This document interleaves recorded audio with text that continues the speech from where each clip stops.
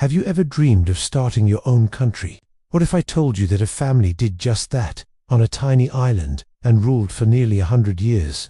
This is the unbelievable true story of the Kingdom of Tavolara, the world's smallest kingdom. Our story begins in the early 19th century.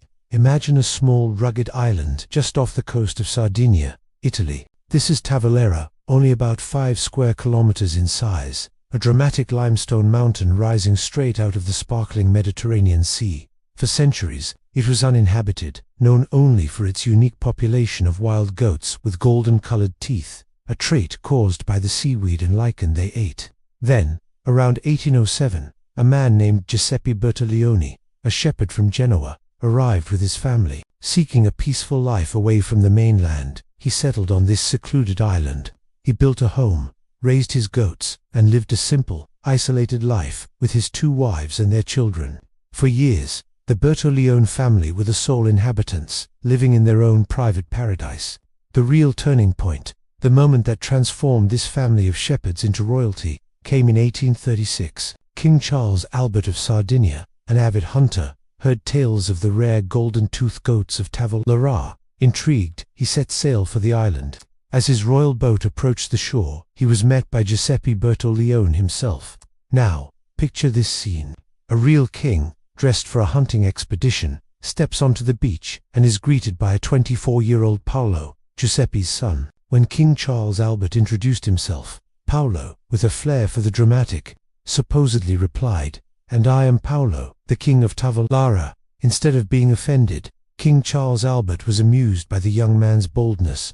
He spent several days on the island, hunting with Paolo and enjoying the family's hospitality. According to the Bertoleoni family legend, before he left, the King of Sardinia jokingly acknowledged their claim, saying something along the lines of, "Well, Paolo, you really are the King of Tavolara." He even promised to officially recognize their sovereignty.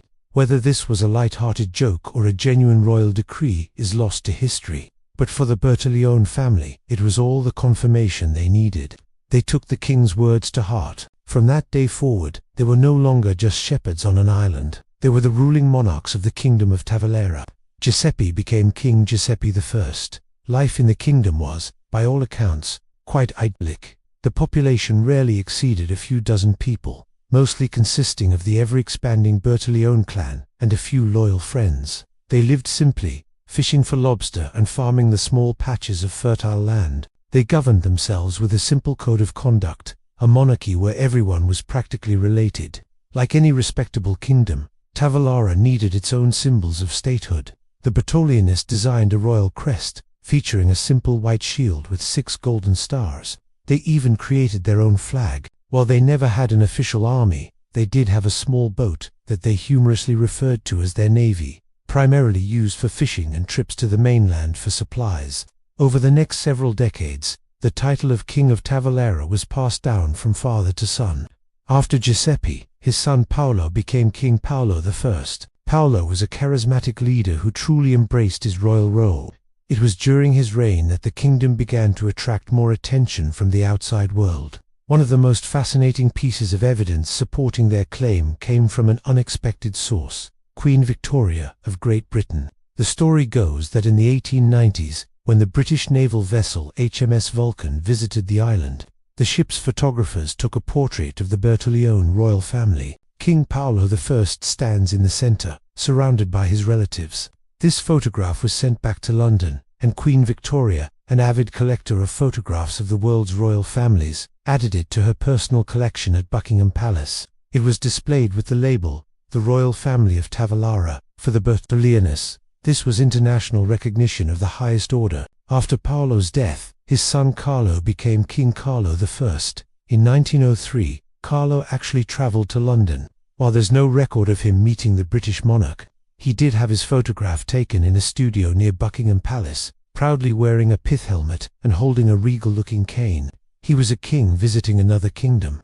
The Kingdom of Tavolara managed to maintain a remarkable policy of neutrality. During both World War I and World War II, the tiny nation remained untouched by the conflicts raging across Europe.